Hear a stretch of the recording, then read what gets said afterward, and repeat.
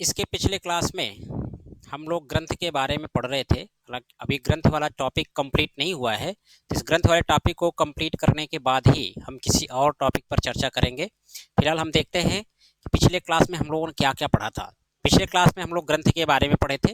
ग्रंथ की परिभाषा, ग्रंथ कहते किसको हैं, ग्रंथ कितने प्रकार की होती है, अंतःस्रावी बहिःस्रावी ग्रंथियां, मानव और अन्य जो कशेरुकी जीव हैं उनमें ग्रंथियां कितने प्रकार की होती है। तो मुख्य 3 प्रकार हमने बताया था, बहिःस्रावी, अंतःस्रावी और मिश्रित ग्रंथि। अगर आप नोट्स बनाए होंगे तो आपको याद भी होगा। बहिःस्रावी ग्रंथि जो नलिका युक्त होती है, अंतःस्रावी ग्रंथि जो नलिका विहीन होती है, और मिश्रित ग्रंथ जो बहिःस्रावी और अंतःस्रावी दोनों ग्रंथियां होती हैं, जिनको मिलाकर कहते हैं, जिसमें बहिःस्रावी भाग मुख्य होता है। और उसके बाद हम कहे थे, बोला था कि अंतःस्रावी ग्रंथियां सबसे इंपॉर्टेंट है और उसमें हमने कुछ अंतःस्रावी ग्रंथियों के बारे में जिक्र भी किया था, जिसमें पहली ग्रंथि पीयूष ग्रंथि। तो हम पीयूष ग्रंथ के बारे में पिछले क्लास में पढ़े थे। हमने बताया था कि ये ग्रंथ काफ़ी इंपॉर्टेंट है और आगे भी जो आप ग्रंथ पढ़ रहे हैं इन सब से आपकी परीक्षाओं में प्रश्न आ चुका है। एक बात इसमें हम आपको बताना चाहेंगे कि हम आज केवल एक ग्रंथ का ही जिक्र करते हैं, उसके बारे में पढ़ते हैं थोड़ा सा डिटेल में, क्योंकि आप वनडे एग्जाम के अगर परीक्षार्थी हैं, रेलवे, एनटीपीसी, ग्रुप डी, लेखपाल, वीडियो या और भी यूपीट्रिपलएससी की जो भी परीक्षाएं हैं, ये सभी परीक्षाओं के लिए ये बहुत ही उपयोगी है। इसीलिए हम शॉर्टकट नहीं बता रहे हैं। जहां जहां से प्रश्न पूछा गया है अब तक परीक्षाओं में, उन सब का अध्ययन करने के बाद ही इसको लिखा गया है। और अगर आप इसको लिखते हैं, लिख करके पढ़ते हैं, तो मेरा पूरा विश्वास है कि आपको ये रटना नहीं पड़ेगा, ये चीज़ें आपको समझ में आ जाएंगी और आसानी से चीज़ें आपको याद हो जाएंगी। तो हम चलते हैं अगली ग्रंथि पर। अगली ग्रंथि कौन सी है? थायराइड ग्रंथि। अंतःस्रावी ग्रंथियों का जो भाग हम पढ़ा रहे थे उसमें पहली ग्रंथि पीयूष ग्रंथि। पीयूष ग्रंथि के बाद दूसरी ग्रंथि कौन सी है? थायराइड ग्रंथि है। अब थायराइड ग्रंथि किसे कहते हैं, हमने तो उसको बोर्ड पर लिखा हुआ है, इसलिए लिखा हुआ कि आप उसका नोट्स बनाए। और अगर जब भी लाइव क्लास चलेगा आपको सूचित किया जाएगा। लाइव क्लासेस में आपको इस तरह से नोट्स लिखे हुए नहीं, आपको डायरेक्टली लेक्चर या लिखने के माध्यम से आपको लिख करके बताया जाएगा। तो थायराइड ग्रंथि किसे कहते हैं? यह मनुष्य के गले में श्वास नली के ट्रैकिया के दोनों ओर पाई जाती है। हम थोड़ा सा आपको समझाना चाहेंगे। श्वास नली जो गला है, गले में 2 पाइप होती है, एक फूड पाइप होती है और एक विंड पाइप होती है। तो जो विंड पाइप होती है उसी को हम श्वास नली कहते हैं। हालांकि ये जो श्वसन तंत्र है ये नोज से स्टार्ट होता है और फेफड़े के डायफ्राम तक जाता है। तो जब हम श्वसन तंत्र पढ़ेंगे तो उसमें उसके बारे में हम डिटेल अध्ययन करेंगे, लेकिन यहाँ पर जाने की जो विंड पाइप होती है उसी का भाग होता है श्वास नली। नोज से हम आगे बढ़ते हैं तो फेरिंग्स पड़ता है, लैरिंग्स पड़ता है, फिर श्वास नली पड़ती है, श्वसनी पड़ती है, ट्रैकिया भी पड़ती है बीच में।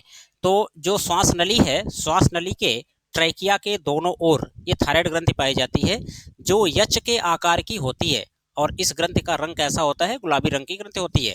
इस ग्रंथि का वजन कितना होता है? 25 से 30 ग्राम होता है। यानी कि जो थायराइड ग्रंथि है इसका वजन कितना होता है?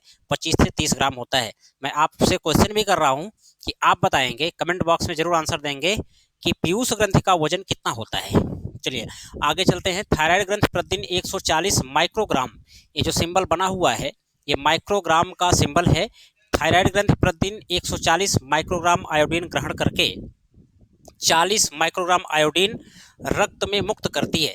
यानी जो थायराइड ग्रंथि है इसका मुख्य कार्य ये है कि ये भोजन के माध्यम से जो रक्त में आयोडीन घुली होती है उस रक्त से 140 माइक्रोग्राम प्रतिदिन आयोडीन को ग्रहण करती है और ग्रहण करने के बाद उसमें से 40 माइक्रोग्राम आयोडीन रक्त में मुक्त कर देती है, सिक्रेट कर देती है, छोड़ देती है। बाकी जो शेष आयोडीन होता है उसका उपयोग करती है। अब उसका उपयोग वो कहाँ करती है? उसका उपयोग करती है अपने द्वारा स्रावित हार्मोन्स को बनाने में। यानी कि जो थायराइड ग्रंथि होती है जिस हार्मोन्स का सिक्रेशन वो करती है उस हार्मोन्स को बनाने के लिए थायराइड ग्रंथि बाकी जो शेष आयोडीन होता है उसका उपयोग वो कर लेती है, स्रावित हार्मोन बनाने में करती है। मनुष्य द्वारा 100 से 500 माइक्रोग्राम आयोडीन प्रतिदिन भोजन द्वारा ग्रहण किया जाता है। तो क्वेश्चन दोस्तों ये भी आया हुआ है कि मनुष्य द्वारा प्रतिदिन कितना आयोडीन ग्रहण किया जाता है? तो 100 से 500 माइक्रोग्राम आयोडीन भोजन के द्वारा मनुष्य द्वारा ग्रहण किया जाता है, इसलिए आयोडीन युक्त नमक खाने की सलाह दी जाती है या आयोडीन युक्त भोजन किया जाता है। हार्मोन्स का ग्रहण किया जाता है रक्त के प्रति 100 ml में 0.3 ग्राम आयोडीन होता है। ये क्वेश्चन हालांकि थायराइड ग्रंथ से नहीं पूछा गया था, जो कि ये क्वेश्चन परीक्षा में आ गया था, इसलिए मैंने इसको यहीं पर ऐड कर दिया है कि ब्लड के पर 100 ml में 0.3 ग्राम आयोडीन होता है। थायराइड ग्रंथ द्वारा थायरॉक्सिन हार्मोन्स का स्राव किया जाता है। हम आपकी जानकारी के लिए बता दें कि थायराइड ग्रंथ द्वारा दो हार्मोन्स का सिक्रेशन किया जाता है। एक है थायरॉक्सिन, जो उसके कुल हार्मोन्स का 90% होता है, और एक होता है आइडोरेनिन। आइडोरेनिन हार्मोन्स होता है जो 10% होता है। तो थायराइड हार्मोन से जो थायराइड ग्रंथ से जो थायरॉक्सिन हार्मोन्स निकलता है, ये मुख्य भूमिका निभाता है, इसलिए इसी का जिक्र यहाँ पर किया गया है। यानी कि थायराइड ग्रंथ द्वारा कौन सा हार्मोन्स निकलता है? थायरॉक्सिन निकलता है, याद रखिएगा। का स्राव किया जाता है। बच्चों में इस हार्मोन्स की कमी से जड़ मानवता का रोग हो जाता है। भाई थायरॉक्सिन हार्मोन्स है, तो थायरॉक्सिन हार्मोन्स की कमी से आप कई बार पढ़े होंगे घेघा रोग होता है। थायराइड ग्रंथ में अगर थायरॉक्सिन हार्मोन्स का स्राव नहीं होता है उसके द्वारा, तो उसकी कमी से कौन सा रोग होता है? घेघा रोग होता है। लेकिन और भी कुछ रोग हैं जो होते हैं, उसका मैंने जिक्र यहाँ पर किया, जो आपकी परीक्षा के लिए जरूरी है। तो थायरॉक्सिन हार्मोन्स का अगर स्रावण बच्चों में कम होता है, तो बच्चों में कौन सा रोग होता है? जड़ मानवता। अब जड़ मानवता रोग क्या है? इस रोग में जो बच्चों के शरीर की वृद्धि होती है वो प्रभावित हो जाती है।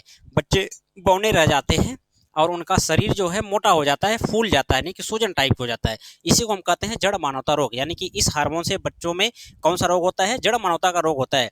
भोजन में आयोडीन की कमी से थायराइड ग्रंथि बड़ी हो जाती है, जिससे गले और गर्दन दोनों में सूजन हो जाती है। भोजन में आयोडीन की कमी से थायराइड ग्रंथि बड़ी हो जाती है, जिससे गले और गर्दन में सूजन हो जाती है, जिसे घेघा रोग कहते हैं।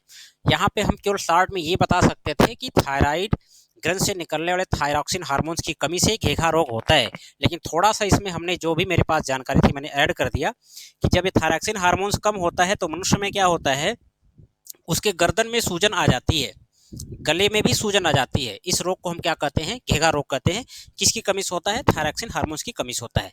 आगे मैंने इसमें ऐड किया है, अगर थायरॉक्सिन हार्मोन्स का स्राव बहुत कम होता है, यानी कि थायरॉक्सिन हार्मोन्स का सिक्रेशन बहुत लेस क्वांटिटी में होता है, तो ऐसी कंडीशंस में डॉक्टर्स द्वारा कुछ दवा प्रिस्क्राइब की जाती है, कुछ मेडिसिन दिए जाते हैं। अब ये मेडिसिन अगर बहुत ज़्यादा मात्रा में हो जाती है बॉडी में, तो यही मेडिसिन बॉडी में जाकर के, यानी जिसे हम औषधि भी कह सकते हैं, बॉडी में जाके प्रतिविष का काम करती है। जब ये दवा प्रतिविष का काम करती है, तो जो थायराइड ग्रंथ है उसी को नष्ट करने लगती है। तो जब ऐसी कंडीशन होती है, तो इस रोग को हम कहते हैं हाशिमोटो रोग। यहाँ पर लिखा गया है आपकी जानकारी के लिए, हाशिमोटो रोग कहते हैं।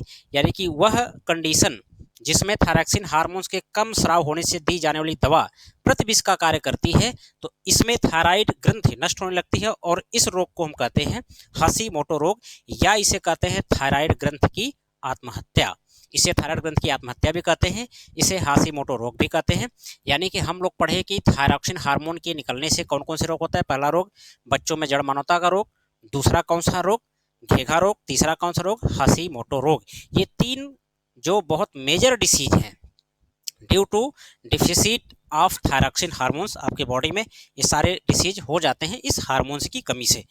तो हम चाहते हैं, चूँकि हम चाहते हैं कि आपको एक एक ग्रंथ के बारे में बताते चलें, तो चूँकि हमने आज केवल एक ही ग्रंथ का जिक्र किया हुआ थायराइड ग्रंथ का, और मैं आपसे फिर एक बार निवेदन करता हूँ कि आप इसका नोट्स जरूर बनाइए। जो लोग मुझसे पढ़ते हैं कोचिंग में, खास करके जो एनटीपीसी और ग्रुप डी का एग्ज़ाम आगे भविष्य में उसको क्वालिफाई करना चाहते हैं, उनके लिए बहुत ज़रूरी है कि जो भी चीज़ें आपको थोड़ी थोड़ी मात्रा में दी जा रही हैं, ये बहुत ही फिल्टर हैं, बहुत ही इसको काट छाँट कर दिया जा रहा है। इसमें कोई आप अपने से काट छाँट ना करें, इसको पूरा पूरा तैयार करें, और ऐसे क्रम वाइज आपको वीडियोज मिलते जाएंगे, आप नोट्स बना के उसको पढ़ सकते हैं।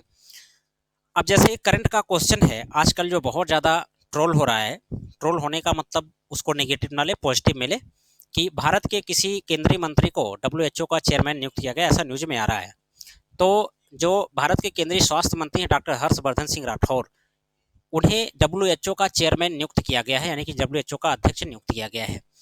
अब ये जो क्वेश्चन है, ये भविष्य में 6 महीने, 7 महीने, 1 साल बाद जब भी एग्जाम होगा, ये प्रश्न आपकी परीक्षा में आ सकता है।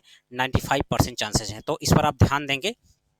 जैसा कि मैं एक बार फिर आपको बता दूं कि मेरे द्वारा सामान्य ज्ञान का 50 से 60% भाग कवर किया जाता है, बताया जाता है, जिसमें से विज्ञान है, करंट अफेयर है, विविध है।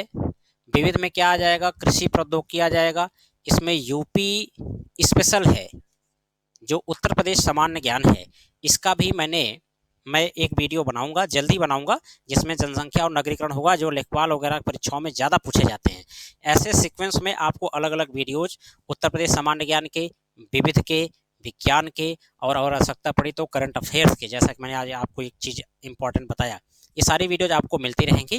लेकिन आपसे आग्रह फिर मैं करूँगा, तो आप इसको मेहनत से पढ़िए, नोट्स ज़रूर बनाइए। फिर कभी लॉकडाउन हटेगा, हम लोग ऑफलाइन की स्थिति में आएंगे, तो हम आपसे ज़रूर इन सारी चीज़ों का जिक्र जरूर करेंगे। धन्यवाद, आज इतना ही। फिर कल हम मिलते हैं अगले वीडियो में।